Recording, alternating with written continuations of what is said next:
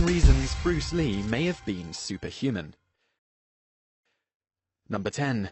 The Dragon Flag.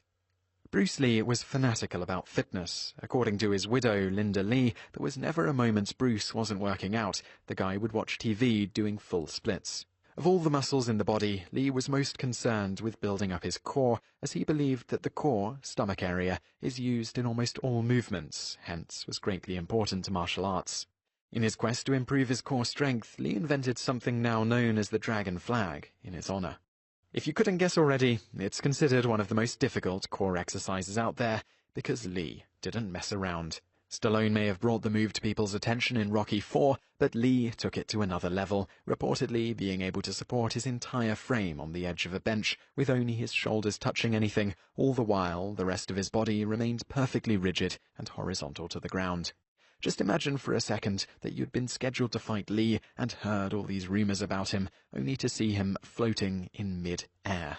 You'd run away from that set so fast that you'd explode through time to the premiere of the movie in which he kicks your ass.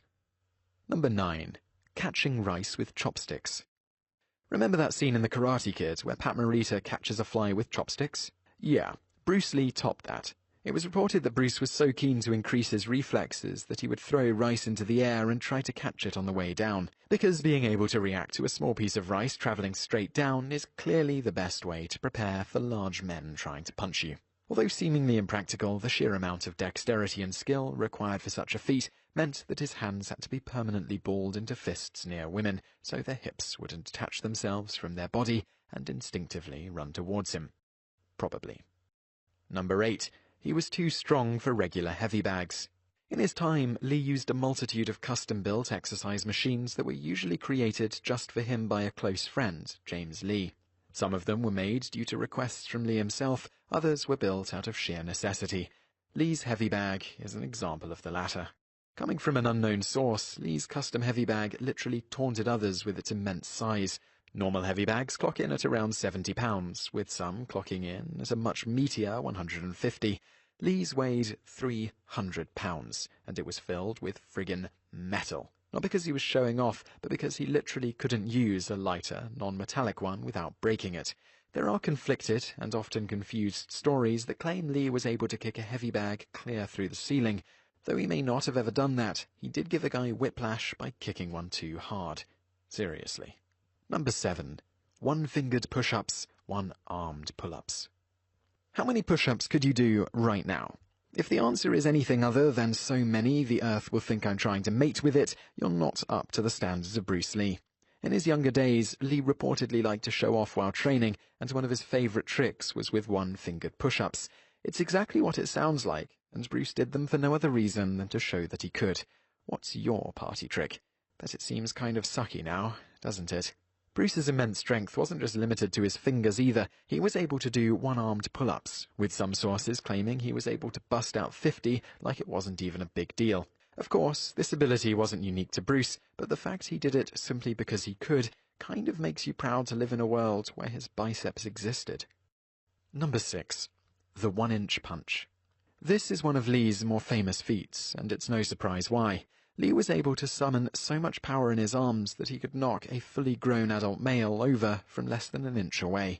That's a feat so impressive that scientists poked around in martial artists' brains just to see how such a thing was even possible. There's even rare footage of Lee doing the 1-inch punch on a wooden board, presumably so trees watching at home would know their place. And there are stories about him using it on inner-city school kids because Bruce valued teaching the next generation.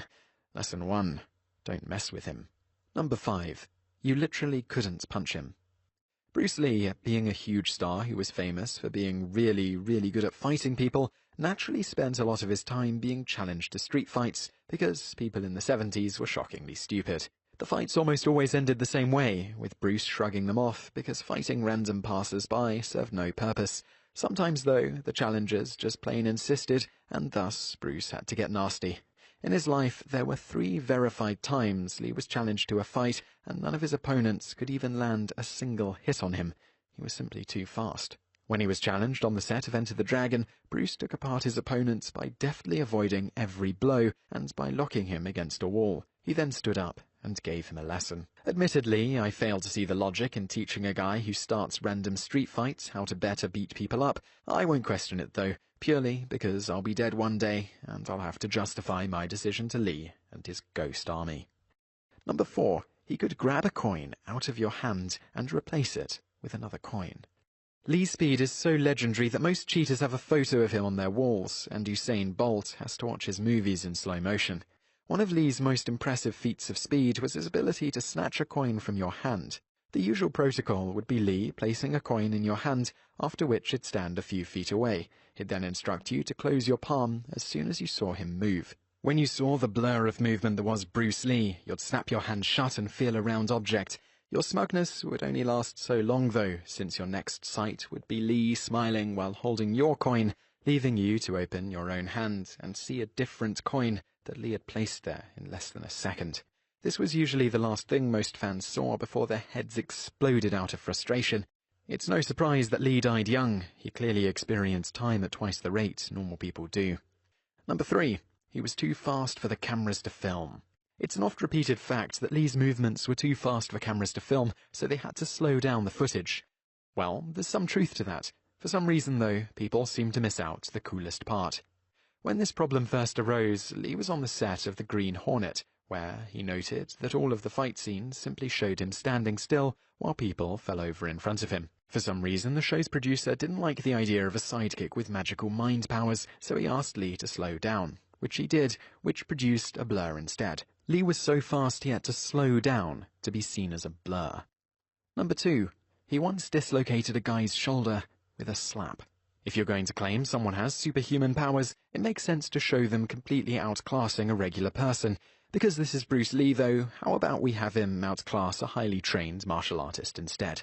As noted, Bruce required special training equipment that could cope with his power. On occasion, though, he would spar and train with people stupid enough to stand within a kicking distance of Bruce Lee. That distance, by the way, was also known as any country Bruce Lee was currently in. In one case, it's noted that Bruce dislocated a guy's arm during training. When confronted, Bruce became genuinely confused, since according to him, it was more of a slap than a punch. Number 1. His kicks literally sent people flying through the air. For all his strength and training, Bruce Lee rarely ever showed his true power, mainly because, as shown, he was capable of injuring people just by standing too close to them. However, Bruce did have one trick he liked to use. One of Lee's most treasured possessions was his training shield, which he reportedly took everywhere with him. One of his favorite pranks was to have people hold his shield and let him kick them. During the time he was alive, these were words that undertakers had pre-inscribed on tombstones, just in case. The amount of power he put into each kick varied, but it's noted that he could easily lift people into the air with one of his blows. When you're able to make other people escape Earth's gravity simply by kicking them, it's only a matter of time until God takes notice and brings you to heaven to serve as his personal bodyguard. If you enjoyed this video, be sure to subscribe to our channel by clicking the subscribe button in the top right. Our channel has loads of other awesome videos just like this.